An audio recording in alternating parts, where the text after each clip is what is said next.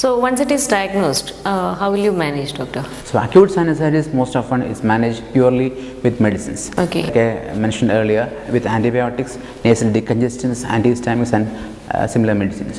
One point I would like to stress in this situation is that you come across TV ads from different companies promoting nasal decongestants, promising nasal block free relief for about 12 to 24 hours. But the thing is that patients tend to use it very regularly, and it is not at all advisable to use such medicines for more than 5 days at a stretch. Because these all are medicated ones. Yeah, but the problem is that it lands us in a situation where it is called rhinitis medicamentosa. The medicine itself causing nasal block, and it is very, very difficult to treat such situations. So beware, don't use nasal decongestant sprays for more than 5 days.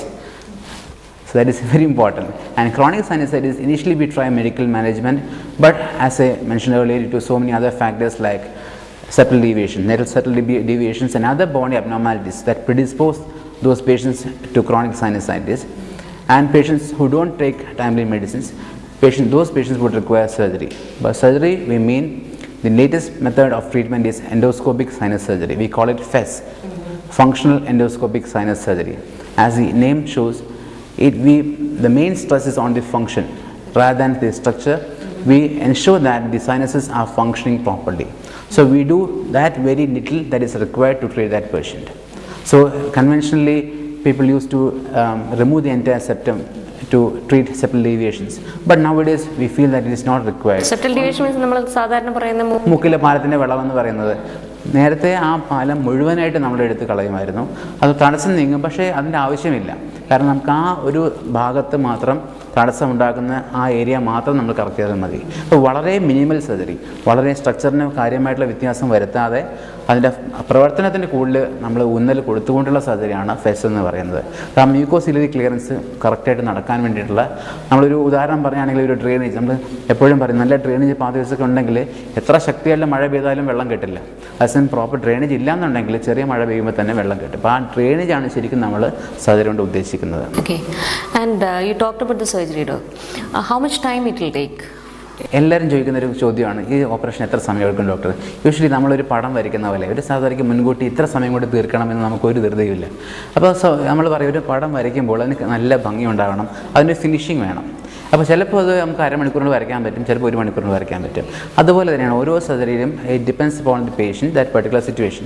ഒരു ആ പേഷ്യൻറ്റിൻ്റെ കാര്യത്തിൽ നമുക്ക് ചിലപ്പോൾ അരമണിക്കൂറിൽ തീരും, ചിലപ്പോൾ 2 മണിക്കൂറിൽ എടുക്കും. അപ്പോൾ നമ്മൾ ആ എല്ലാ സൈനസിൻ്റെയും ഉള്ളിൽ പ്രവേശിച്ച് എല്ലാം ക്ലിയറായ ശേഷം അതെല്ലാം ശരിക്കും ട്രെയിൻ ചെയ്യുന്നു ഉറപ്പ് വരുത്തിയ ശേഷമാണ് നമ്മൾ സർജറി സ്റ്റാർട്ട് ചെയ്യുന്നത്. So it can vary from 30 minutes to about maybe 2 hours. Like if everything goes well after surgery, like how many days a patient has to stay back in hospital? Usually we discharge the patient on the next day, and patient can rejoin his work maybe in 2 to 3 days time. What all they have to be careful after the surgery? So for 3 weeks he has to be very careful, because the healing takes place in 3 weeks time. So you have to avoid dusty areas when you travel through the roads. Better to use a mask and take the medications regularly and put the nasal drops for about 5 to 7 days, so that all the swelling everything gets subsided. Okay. Doctor, are there any complications for sinusitis? Usually in Kerala, people are more literate, they are more aware, they get treatment. So the complications that we come across are very few, but the place where I did my post graduation, we used to see so many complications. Like the disease focus in the sinuses can spread to other areas, like the most common being the diseases affecting the ethmoid sinuses. Now the important point to remember here is that the eye and the ethmoid sinuses are separated by a very thin bone. It is called lamina papyracea. അല്ലെങ്കിൽ പപ്പടം പോലെ അല്ലെങ്കിൽ paper പോലെ പൊടിഞ്ഞു പോകുന്ന ബോണാണ്. അപ്പോൾ when there is accumulation of pus and these thin lamellae of bone get destroyed, and the pus and infection spread through the eye. So it can affect the eye, it can cause reduced vision or limitation of movements of the eye. So that is one eye complication.